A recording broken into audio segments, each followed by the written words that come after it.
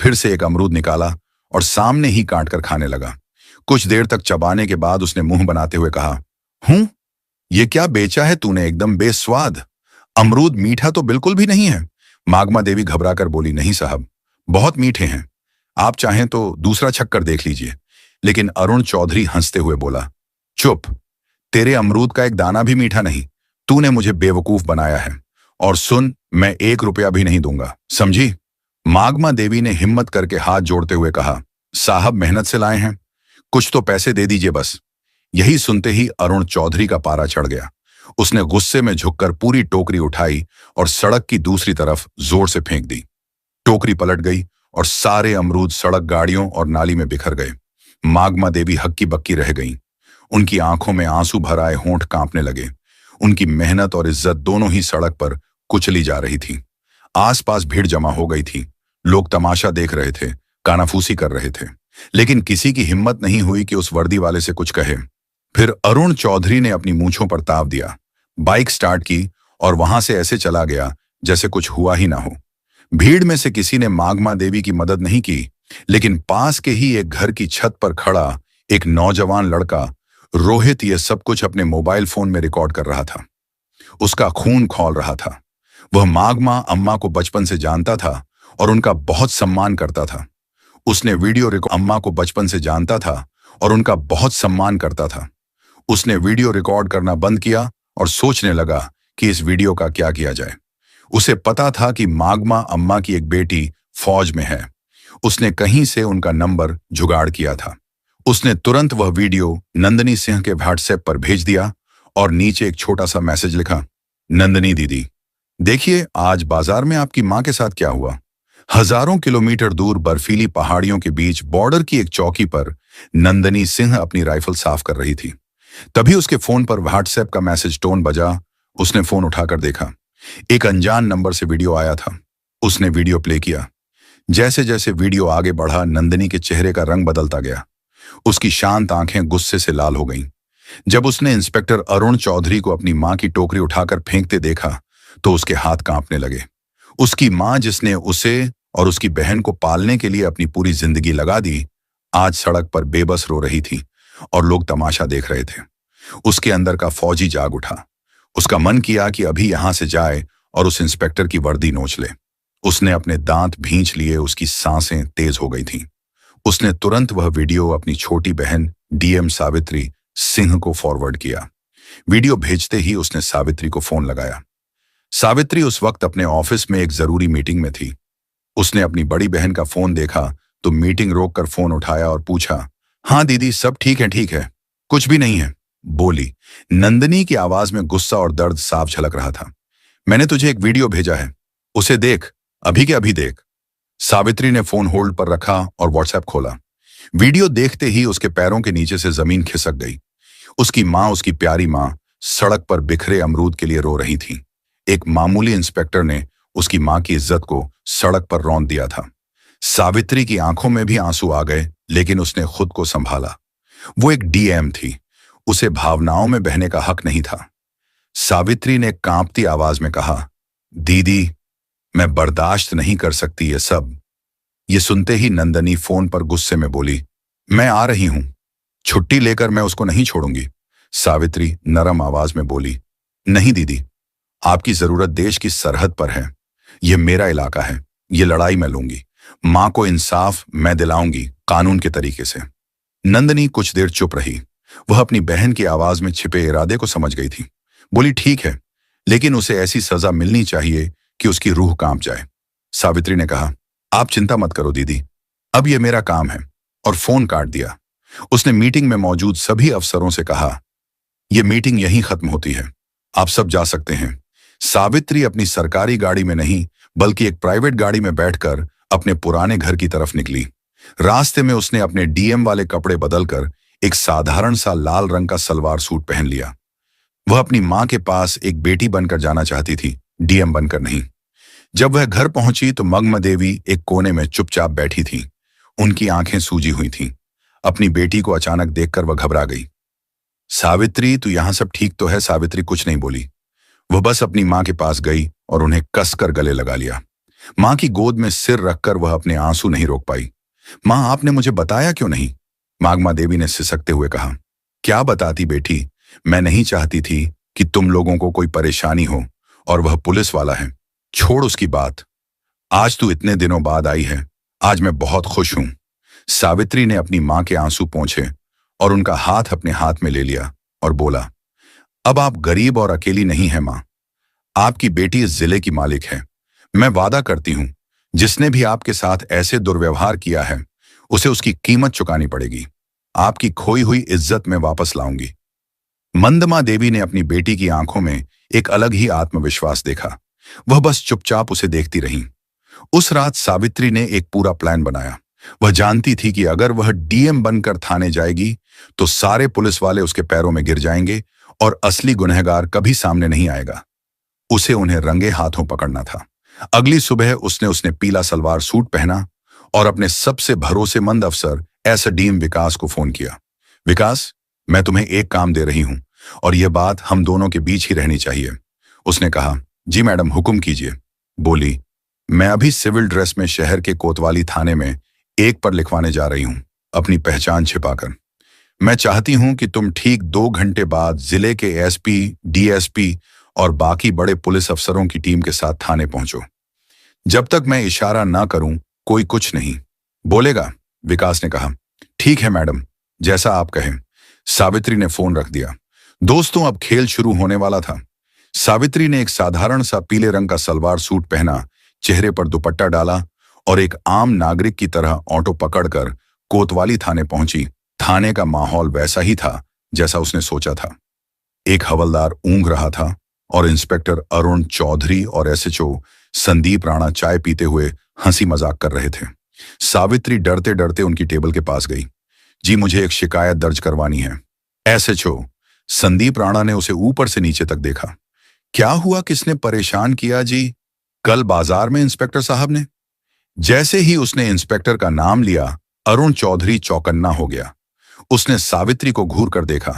क्या इंस्पेक्टर साहब ने? नाम क्या है तेरा और किस इंस्पेक्टर की बात कर रही है? जी, आप ही थे। आपने कल बाजार में एक बुजुर्ग महिला के अमरूद की टोकरी सड़क पर फेंकी थी। मैं उनकी बेटी हूं। सावित्री ने अपनी आवाज में थोड़ी घबराहट लाने की कोशिश की। ये सुनते ही अरुण और संदीप जोर जोर से हंसने लगे। ओहो, तो तू उस बुढ़िया की बेटी है? अरुण ने मजाक उड़ाते हुए कहा। तो क्या हुआ, सड़क पर गंदगी फैलाएगी तो लाठी पड़ेगी ना। चल भाग, यहां से कोई एफआईआर नहीं लिखी जाएगी। सावित्री ने थोड़ा साहस दिखाते हुए कहा, लेकिन यह गैर कानूनी है। आपने वर्दी का गलत इस्तेमाल किया है। एसएचओ संदीप गरजातू, हमें कानून सिखाएगी, ज्यादा जुबान चलाई तो तुझे ही अंदर कर दूंगा। सरकारी काम में बाधा डालने के जुर्म में निकल। यहां से सावित्री वहीं खड़ी रही और बोली, मैं फिर लिखवाए बिना नहीं जाऊंगी। बहस बढ़ रही थी कि तभी एक हवादार भागता हुआ अंदर आया। उसकी सांसें फूली हुई थीं। सर, गंगा प्रसाद यादव जी थाने में आ रहे हैं। गंगा प्रसाद यादव का नाम सुनते ही अरुण और संदीप दोनों के चेहरे का रंग बदल गया। गंगा प्रसाद शहर का एक बहुत बड़ा और दबंग नेता था, जिसके इशारे पर पुलिस वाले नाचते थे। दोनों इंस्पेक्टर अपनी कुर्सी से ऐसे उछले जैसे करंट लग गया हो। अरे जल्दी करो, गेट खोलो। संदीप ने हवलदार को डांटा और दोनों भागकर गेट की तरफ गए जैसे कोई बहुत बड़ा साहब आ रहा हो। एक सफेद सफारी गाड़ी थाने के अंदर आकर रुकी। उसमें से सफेद कुर्ता पायजामा पहने गंगा प्रसाद यादव उतरा। अंदर आते ही उसने अपने मजाकिया अंदाज में कहा, क्या हाल है चौधरी? काम धाम अच्छा चल रहा है ना? कोई मुर्गा उर्गा फंसाया कि नहीं? आज अरुण और संदीप हाथ जोड़कर मुस्कुराने लगे। अरे साहब, आपकी कृपा है, आइए बैठिए। लेकिन तभी गंगा प्रसाद की नजर कोने में खड़ी सावित्री स्त्री पर पड़ी। सावित्री को देखते ही उसके चेहरे की हंसी गायब हो गई। उसके माथे पर पसीना आ गया और उसके होश उड़ गए। वह जिस लड़की को एक आम लड़की समझ रहा था, उसे पहचानते ही उसकी सिट्टी पिट्टी गुम हो गई। वह तेजी से आगे बढ़ा और सावित्री के सामने जाकर हाथ जोड़कर खड़ा हो गया। उसका सिर झुका हुआ था। नमस्ते मैडम, आप यहां इस वक्त मुझे फोन कर लिया होता, मैं हाजिर हो जाता। उसकी आवाज में हकलाहट साफ थी। इंस्पेक्टर अरुण और एसएचओ संदीप हैरान रह गए। उनकी आंखें फटी की फटी रह गईं। यह हो क्या रहा है? यह तो उस बुढ़िया की बेटी है गंगा प्रसाद जी, इसके सामने हाथ क्यों जोड़े खड़े हैं? जिस गंगा प्रसाद यादव के सामने पूरा झेला झुकता है, वह इस साधारण सी दिखने वाली लड़की के सामने हाथ जोड़े क्यों खड़ा है? यह लड़की है कौन? अरुण ने धीरे से संदीप से पूछा। यह क्या हो रहा है? संदीप ने भी घबराहट में सिर हिला दिया। इससे पहले कि वे कुछ समझ पाते, थाने के बाहर गाड़ियों के रुकने की आवाज आई। एक के बाद एक लाल बत्ती वाली गाड़ियां थाने के सामने आकर रुकी। गाड़ियों से डीएसपी, एसडीएम और जिले के कई बड़े आईएएस एंड आईपीएस अफसर उतरे और तेजी से थाने के अंदर आए। वे सब आकर चुपचाप सावित्री के पीछे लाइन बनाकर खड़े हो गए, जैसे अपने सीनियर को रिपोर्ट कर रहे हों। अब थाने में सन्नाटा था। सिर्फ पंखे की घर घर की आवाज आ रही थी। अरुण चौधरी और संदीप राणा पत्थर के बुद्ध बन चुके थे। उनके हलक सूख गए थे, माथे पर पसीने की बूंदें चमक रही थीं। तभी डीएसपी ने आगे बढ़कर गुस्से में अरुण चौधरी की तरफ देखकर कहा, इंस्पेक्टर तमीज से खड़े हो जाओ। तुम जिले की डीएम मैडम सावित्री सिंह के सामने खड़े हो। डीएम मैडम, यह शब्द किसी बम की तरह थाने में फटा। अरुण और संदीप के पैरों तले जमीन खिसक गई। उन्हें लगा जैसे किसी ने उनके कानों में पिघला हुआ शीशा डाल दिया हो। वे कांपते हुए सावित्री को देखने लगे, जिसे वे कुछ देर पहले अमरूद वाली की बेटी कहकर बेइज्जत कर रहे थे। सावित्री की आंखों में अब एक आम लड़की की घबराहट नहीं, बल्कि एक डिस्ट्रिक्ट मैजिस्ट्रेट का रौब और गुस्सा था। उसने अपनी ठंडी और कड़क आवाज में कहा, inspector Arun Chaudhary and SHO Sandeep Rana दोनों की आत्मा तक कांप गई। You are suspended with immediate effect. Savitri ने आदेश दिया। एसडीएम साहब, इन दोनों के खिलाफ वर्दी की ढांस दिखाने, एक आम नागरिक को अपमानित करने और अपनी ड्यूटी ना करने के जुर्म में फर्ज दर्ज कीजिए। साथ ही इनके खिलाफ एक विभागीय जांच भी बिठाई जाए। एसपी साहब ने तुरंत अपने मातहतों को इशारा किया और दोनों इंस्पेक्टरों की बेल्ट और टोपी उतरवा दी गई। कल तक जो शेर बने घूम रहे थे, आज बीगी बिल्ली की तरह सिर झुकाए खड़े थे। तभी नेता गंगा प्रसाद यादव ने हिम्मत करके कहा, मैडम नादान है, गलती हो जाती है, माफ कर दीजिए, मैं समझा दूंगा इनको। सावित्री ने घूमकर गंगा प्रसाद को ऐसी नजरों से देखा कि वो कांप गया। नेताजी, यह नादान नहीं, सरकारी वर्दी में छुपे गुंडे हैं, और जहां तक समझाने की बात है तो अब इन्हें कानून समझाएगा। और बेहतर होगा कि आप इस मामले से दूर रहें, वरना जांच की आंच आप तक भी पहुंच सकती है।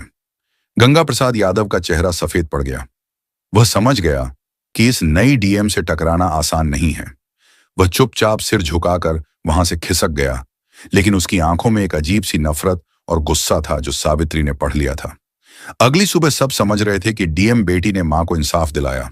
सब कुछ ठीक लग रहा था, लेकिन सावित्री एक दिन रात को जब खाना खा रही थी, तभी उसके पर्सनल फोन पर एक अननोन नंबर से कॉल आया। उसने फोन उठाया। हेलो। दूसरी तरफ से कोई कुछ नहीं बोला, बस एक भारी सांस लेने की आवाज आई। फिर एक बदली हुई मशीनी आवाज में कोई बोला, डीएम साहिबा शहर में नहीं हो, ज्यादा उड़ने की कोशिश मत करो। इंस्पेक्टर तो बस मोहरे थे, खेल तो अब शुरू होगा। सावित्री ने कड़क आवाज में पूछा, कौन बोल रहा है? वही जिसकी दुम पर तुमने पैर रख दिया है, कहकर उस आदमी ने फोन काट दिया। सावित्री के माथे पर चिंता की लकीरें उभर आईं। वह समझ गई थी कि गंगा प्रसाद यादव इतनी आसानी से हार मानने वालों में से नहीं है। यह लड़ाई अभी खत्म नहीं हुई थी, बल्कि अब और भी ज्यादा खतरनाक होने वाली थी। उसे अब सिर्फ अपनी मां की इज्जत ही नहीं, बल्कि उनकी जान की भी फिक्र होने लगी थी। उसने तुरंत ही एसपी को फोन किया और अपनी मां के घर के आसपास सादी वर्दी में 2 पुलिस वालों को तैनात करने को कहा। वह अपनी मां को डराना नहीं चाहती थी, लेकिन कोई भी खतरा मोल लेना भी नहीं चाहती थी। अगले कुछ दिन शांति से गुजरे। सावित्री को लगा शायद उसकी चेतावनी काम कर गई और गंगा प्रसाद यादव पीछे हट गया है, लेकिन वह तूफान से पहले की शांति थी। एक सुबह जब मागमा देवी बाजार में अपने अमरूद की टोकरी लगाकर बैठी ही थी कि अचानक पुलिस की 3 गाड़ियां वहां आकर रुकीं। उनमें से एक नया इंस्पेक्टर उतरा, जिसे सावित्री नहीं जानती थी। उसने मागमा देवी की टोकरी की तरफ इशारा करते हुए कहा, हमें सूचना मिली है कि इन अमरूदों की आड़ में नशीले पदार्थों की तस्करी हो रही है, तलाशी लो। इससे पहले कि कोई कुछ समझ पाता, एक सिपाही ने अमरूदों के नीचे से भूरे रंग के नशीले पदार्थ निकाले और चिल्लाया, असर मिल गया। नशीला पदार्थ बाजार में हड़कंप मच गया। लोग कानाफूसी करने लगे। देखो, डीएम की मां नशीले पदार्थ बेचती है। मागमा देवी सन रह गई। वह रोते हुए बोली, नहीं साहब ये मेरा नहीं है, किसी ने मुझे फंसाया है। लेकिन किसी ने उनकी एक न सुनी। पुलिस उन्हें जबरदस्ती जीप में बिठा कर ले गई। यह खबर आग की तरह पूरे शहर में फैल गई। न्यूज चैनलों पर ब्रेकिंग न्यूज चलने लगी। डीएम सावित्री सिंह की मां नशीले पदार्थ के आरोप में गिरफ्तार। यह गंगा प्रसाद यादव का मास्टर स्ट्रोक था। उसने सावित्री पर सीधा हमला नहीं किया, बल्कि उसकी सबसे बड़ी ताकत और सबसे बड़ी कमजोरी उसकी मां पर वार किया था। अब सावित्री एक अजीब दुविधा में फंस गई थी। अगर वह अपनी शक्ति का इस्तेमाल करके मां को छुड़ाती तो उस पर पद का दुरुपयोग करने का आरोप लगता, और अगर वह चुप रहती तो उसकी बेगुनाह मां जेल में सड़ती। सावित्री के ऑफिस में फोन की घंटियां बजने लगीं। मीडिया मंत्री, सीनियर अधिकारी, हर कोई जवाब मांग रहा था। तभी उसकी बहन आर्मी ऑफिसर अवनिका का फोन आया। उसकी आवाज में गुस्सा और बेचैनी थी। बहन, ये क्या हो रहा है? मैं आ रही हूं। मैं उस गंगा प्रसाद को नहीं छोड़ूंगी। सावित्री ने गहरी सांस ली और अपनी आवाज को स्थिर करते हुए कहा, नहीं दीदी, तुम्हें आने की जरूरत नहीं है। अगर हम भी उनकी तरह गैर कानूनी काम करेंगे तो उनमें और हम में फर्क क्या रह जाएगा? यह लड़ाई अब कानून के दायरे में ही लड़ी जाएगी और जीतेगी भी। सावित्री ने तुरंत एक प्रेस कॉन्फ्रेंस बुलाई। पूरा मीडिया हॉल खचाखच भरा था। कैमरों की फ्लैश लाइट उसकी आंखों में चुभ रही थी। उसने माइक संभाला और कहा, मैं जानती हूं आप सबके मन में क्या सवाल है। मेरी मां पर गंभीर आरोप लगे हैं। कानून सबके लिए बराबर है, चाहे वह एक आम नागरिक हो या डीएम की मां। इसलिए मैं इस केस की जांच से खुद को अलग करती हूं, ताकि जांच पर कोई असर न पड़े। एसपी साहब एक स्पेशल टीम बनाकर इस मामले की निष्पक्ष जांच करेंगे। मुझे भारत के कानून पर पूरा भरोसा है। दूध का दूध और पानी का पानी होकर रहेगा। सावित्री का यह दांव देखकर गंगा प्रसाद यादव भी हैरान रह गया। उसे लगा था कि सावित्री बौखलाकर कोई गलत कदम उठाएगी, लेकिन उसने तो बड़ी समझदारी से खुद को जांच से अलग कर लिया था। लेकिन सावित्री सिर्फ कानून के भरोसे नहीं बैठी थी। उसने रोहित को बुलाया। वही लड़का जिसने पहला वीडियो बनाया था? सावित्री ने कहा, रोहित, मुझे तुम्हारी मदद चाहिए। तुम बाजार में रहते हो, वहां की हर हरकत पर तुम्हारी नजर रहती है। पता लगाओ उस दिन मां की टोकरी के पास कौन कौन आया था। कोई भी अजीब हरकत, कोई भी नया चेहरा, मुझे हर छोटी बड़ी जानकारी चाहिए। रोहित अपनी डीएम दीदी की मदद करने के लिए तुरंत तैयार हो गया।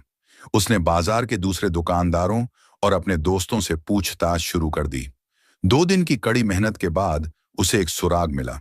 पास की एक दुकान के बाहर लगे सीसीटीवी कैमरे की फुटेज में एक आदमी मागमा देवी की टोकरी के पास कुछ रखते हुए दिखा था। उसका चेहरा साफ नहीं था, लेकिन वह वही आदमी था जिसे लोगों ने सस्पेंड हुए इंस्पेक्टर अरुण चौधरी के साथ कई बार देखा था। सबूत मिल चुका था। यह सारा खेल गंगा प्रसाद यादव ने अपने पिट्ठू सस्पेंड हुए इंस्पेक्टरों के जरिए रचा था। अब बारी सावित्री की थी। उसने एसपी के साथ मिलकर एक जाल बिछाया।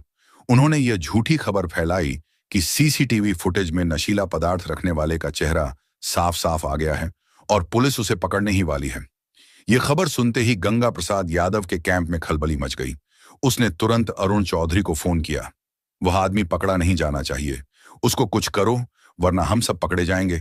गंगा प्रसाद को नहीं पता था कि उसका फोन पहले से ही पुलिस के सर्विलांस पर था। अरुण चौधरी और संदीप राणा उस आदमी को ठिकाने लगाने के लिए जैसे ही शहर के बाहर एक सुनसान जगह पर पहुंचे, सावित्री और एसपी ने अपनी पूरी टीम के साथ उन्हें घेर लिया।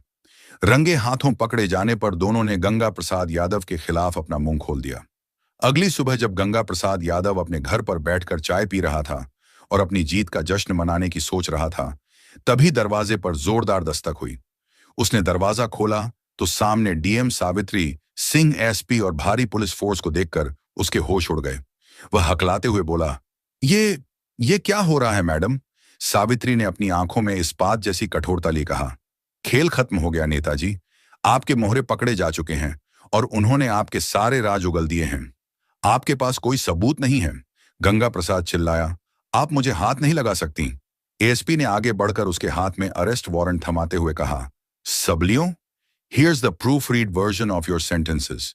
हमारे पास आपकी फोन रिकॉर्डिंग है जिसमें आप एक गवाह के खिलाफ अभिशब्द बोल रहे थे। अब आप हमारे साथ थाने चलेंगे। गंगा प्रसाद यादव का राजनीतिक साम्राज्य एक ही पल में ढह गया। उसे हथकद्दियां पहनाकर